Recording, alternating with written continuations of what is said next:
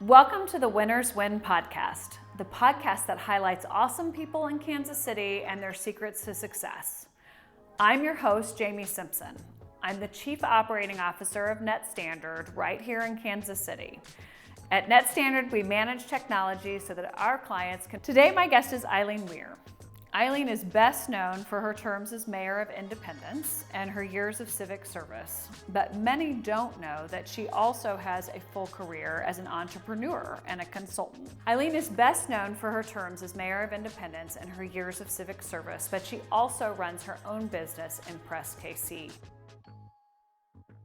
Hey, we want to welcome Eileen Weir, a good friend of mine and the former mayor of Independence, among many other things.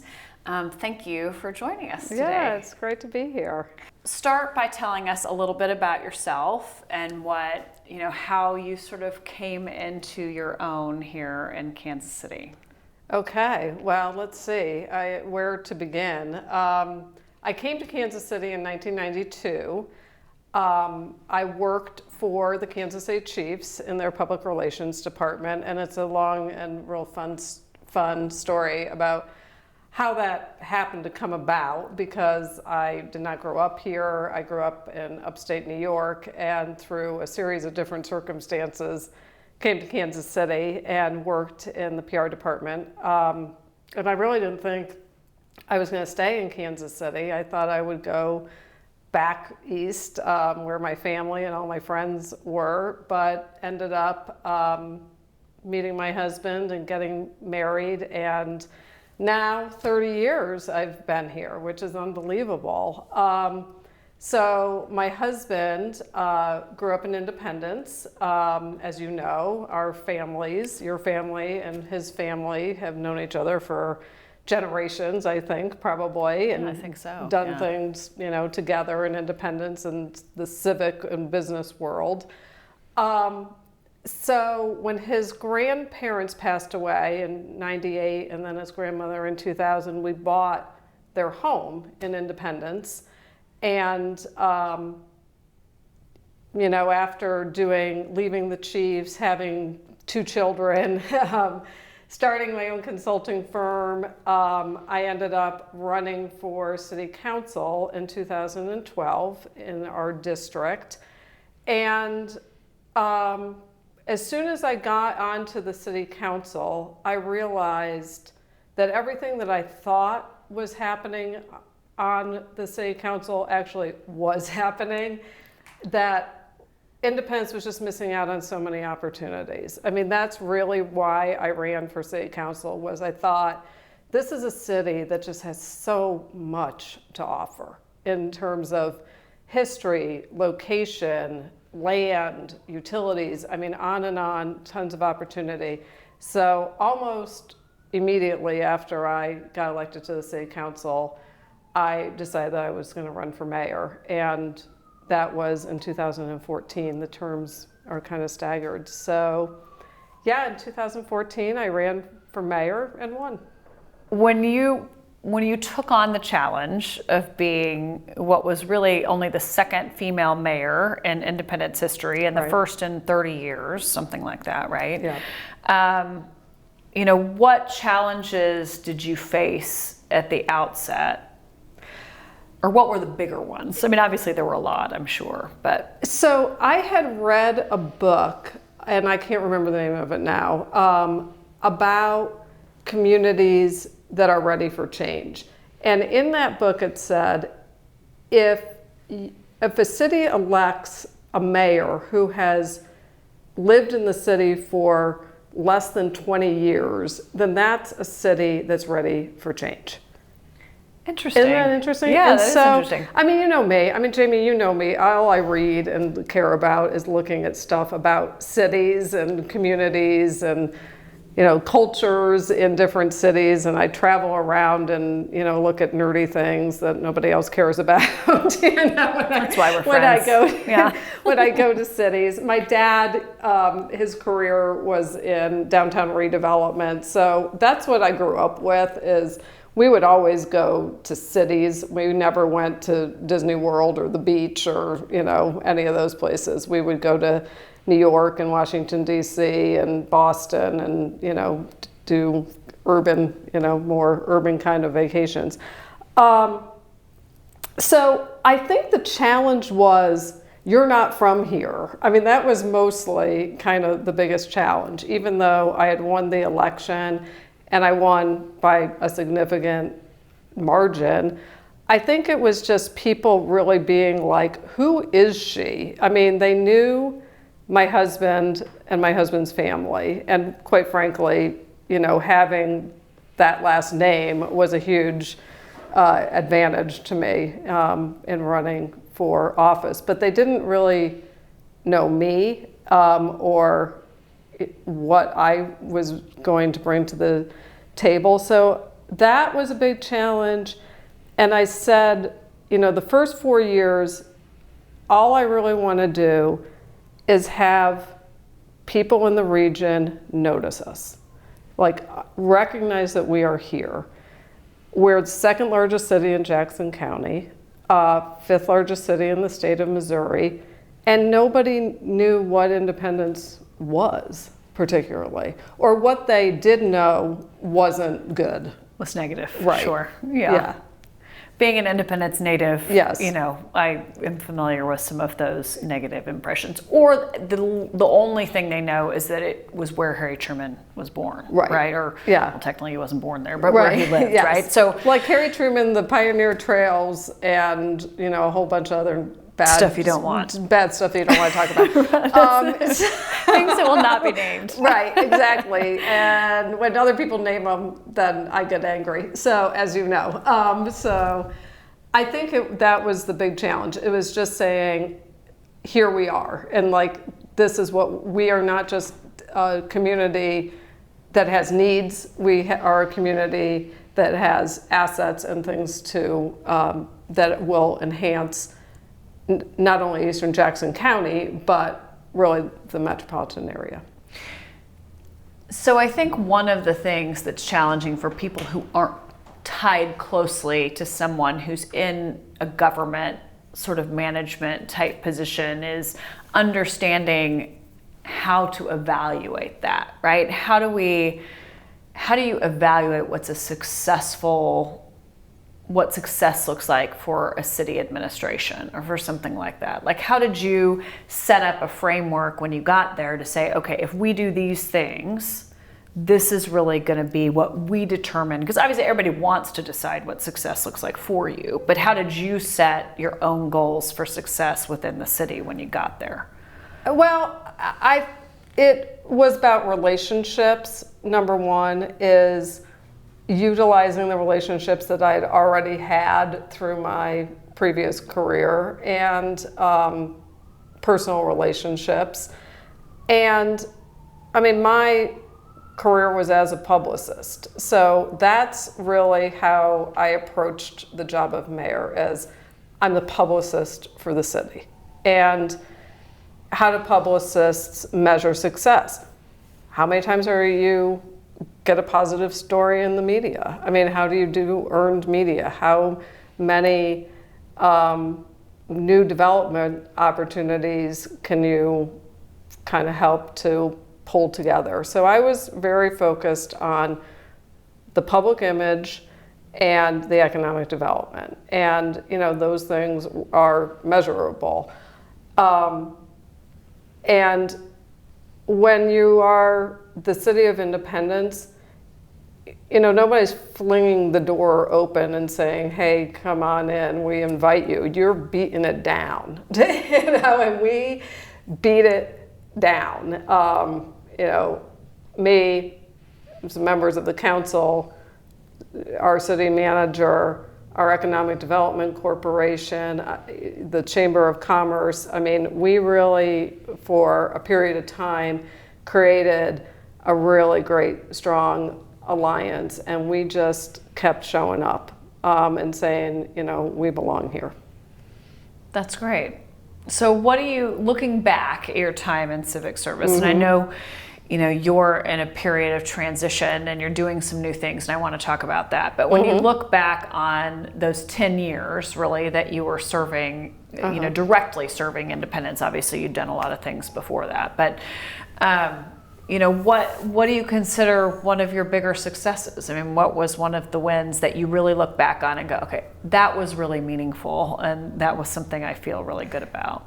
I think the one that stands out was building the farmers market, which seems like a really kind of maybe a small thing, but how it came about and the quality of the product that we were able to produce was really, really important for our city. So we were able to transform that part of the Independence Square, an entryway into our city, and it's an absolutely beautiful structure and it fits in well with the surrounding area. But it was really, how it came about is really the exciting story and something I'm really proud of. I had been on some of the Kansas City Chamber leadership trips that they do every year, the leadership exchange trips, and I was like, we should be doing this in Independence. I mean, obviously we're not going to charter a plane and all that kind of stuff.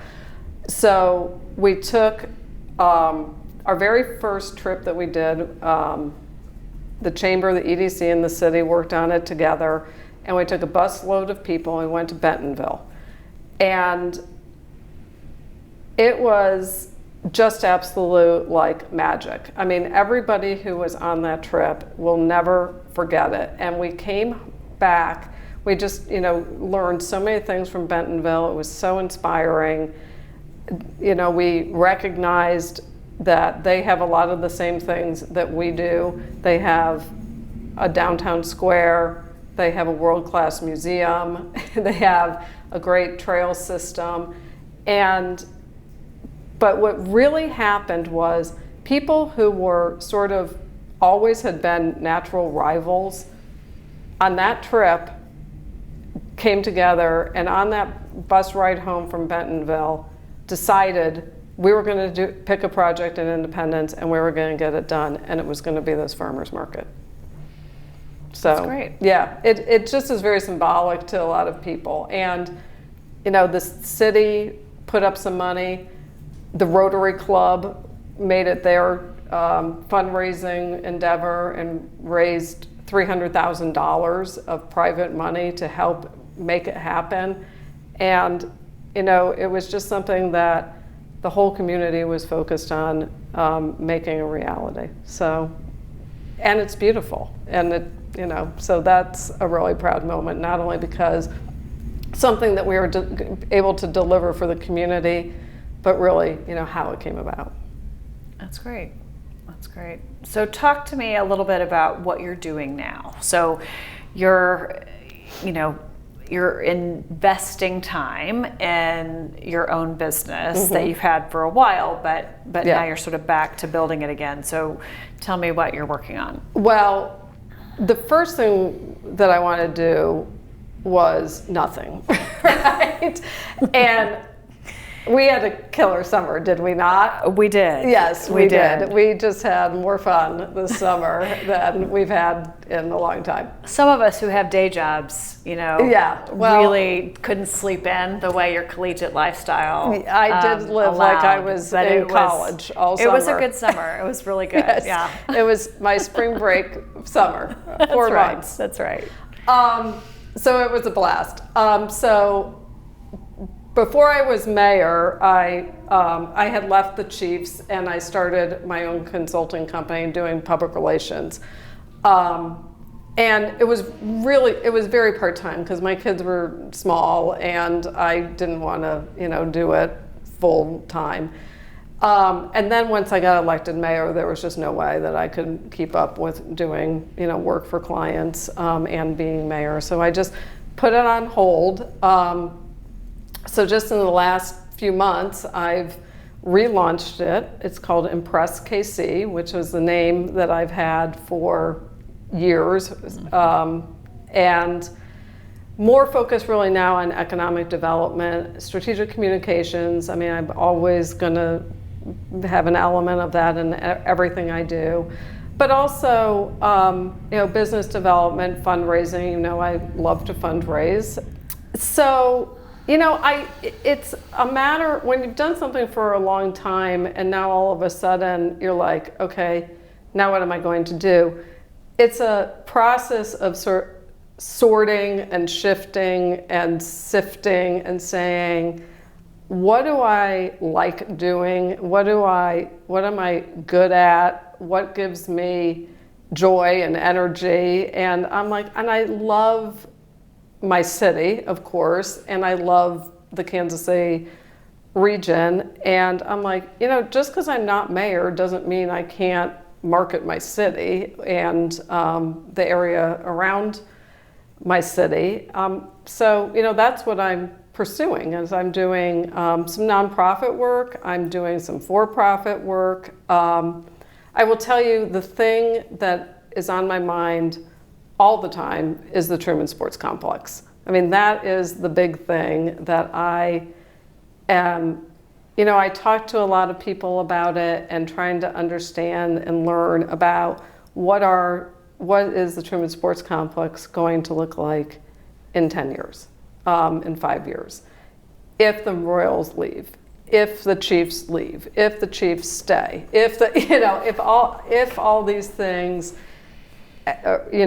how that all happens is really important to me. My husband's family has been there for 5 generations. In fact, his grandparents and their family sold that land to the county to build the Truman Sports Complex from their family business.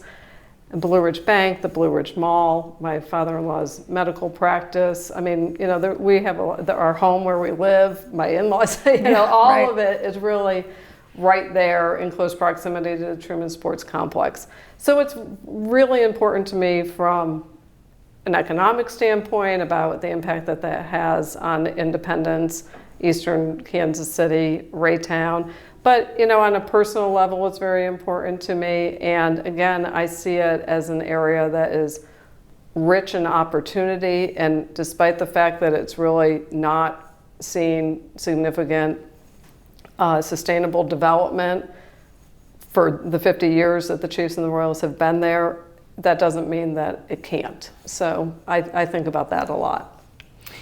I think that that's an interesting topic because it's a little polarizing, isn't it? I mean, depending on what side of the state line you're on, depending on, how you feel about sports in general, there's a lot of different constituencies involved in the decision making related to those two teams, even though they're privately held, right? So you have some unique perspective on that. Mm-hmm. Help people who do not live, eat, and breathe that understand what those forces are that have to come together to make those kind of things happen.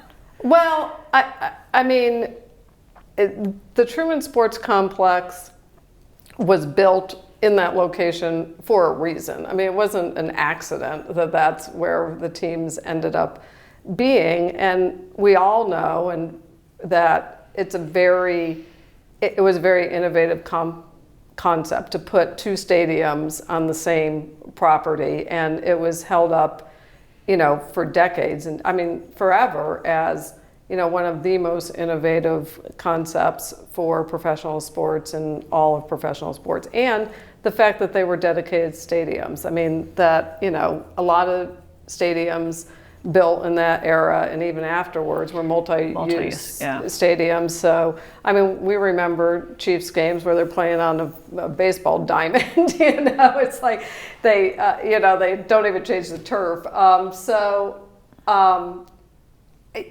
think there's a lot of history there, and Kansas City's very unique in a sense because it's still somewhat of a small town, and we really feel like these teams belong to us, right? I mean, there's a real personal connection for people between themselves and their teams and their the players on those teams and the coaches and the management, because we see them. I mean, they're a part of the community and they're around, not like in LA or New York or Miami or you name it. So I think that, our location on the state line always creates whatever it is, whether it's the sports teams or different industries, like who's going to, go here or go there or go over there, and the tax situation is different and the incentive situation is different and the politics are different and whatever. I mean, all of those things that we know. But, I mean, ultimately, I think what everybody can agree upon is we don't want those teams to go outside of the region someplace. I mean, whether they go 20 minutes, here or there, is probably not the biggest concern. But I just feel that most regular fans don't understand why anything has to change. They're like, well, it's worked great. I mean, it works well. You can get there easy. You can park. It's, why would you change things? And then you travel to other cities and you see in St. Louis, the downtown baseball stadium and all the action and activity that creates. And that's exciting. And you see these new football complexes that are built and they're phenomenal. I mean, they're just beautiful. And they offer so much more than just come to a game and go home. There's activities around them all year round, different concerts and, different events. So I understand, the appeal of saying these stadiums are 50 years old. They're not going to be here in another 50 years. I mean, it's time to think about, well, what happens. They were built the same year as the airport.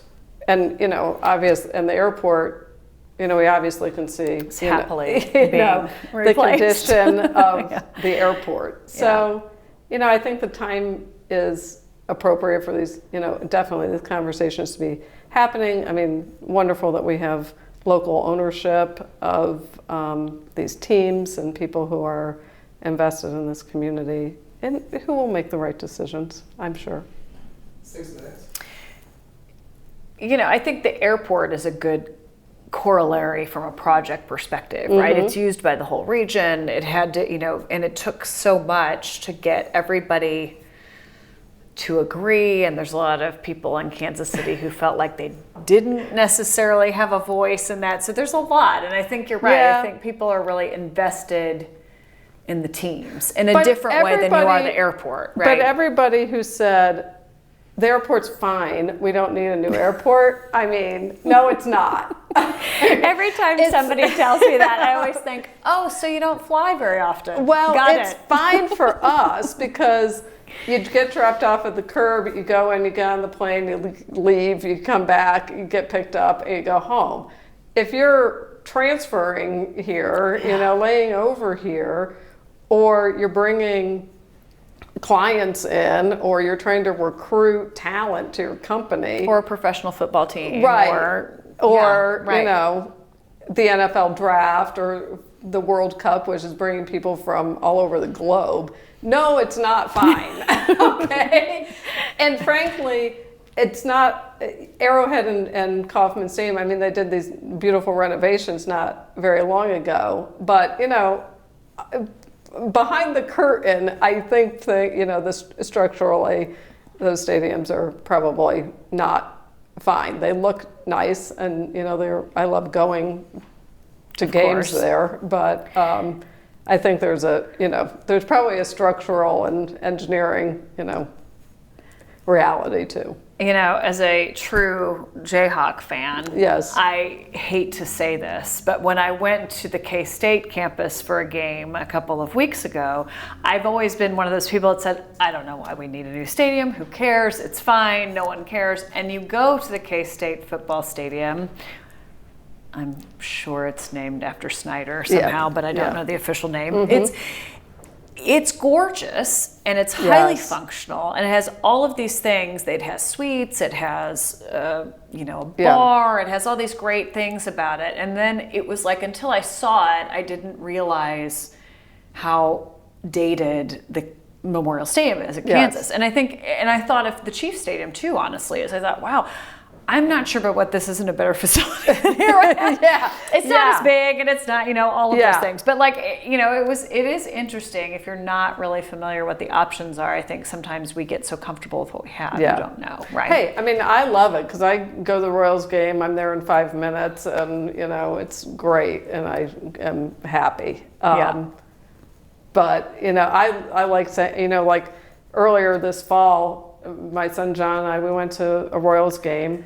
We watched 7 shutout innings, and we're back on the couch in time for the Chiefs kickoff. And I'm like, this is great. I mean, my life is perfect. I just, I see the fireworks from my backyard, and the, stealth flies over my house. I'm like, life is good. That's great. Yeah. That's great.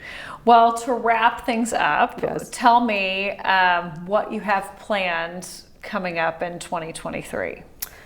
Well, it's winding down, right? I mean, there's only a few more months left in 2022, so we got to be thinking about that. I am, really focused on building my business. I'm gonna, I think I already made it pretty clear that I am pretty persistent, and I'm gonna keep at this Truman Sports Complex thing. I mean, I don't know if there's a business opportunity for me there, but I'm a strong voice in Eastern Jackson County, and I think that voice it needs to be heard. And I am not in any way opposed to downtown baseball. I think that's a really compelling idea. But how do we make that happen without causing harm to the surrounding community? And 2023 is going to be a big year. I mean, we have the NFL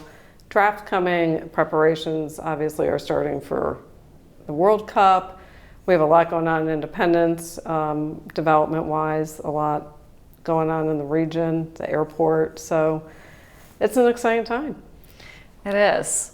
Well, I know that I have always admired the way you let your personal passion influence the way you give your time back to things like the sports complex, because it's easy for us to sit around and talk about it, but it's a lot harder and more invested to do some of the things you do to advocate for it. So I appreciate that.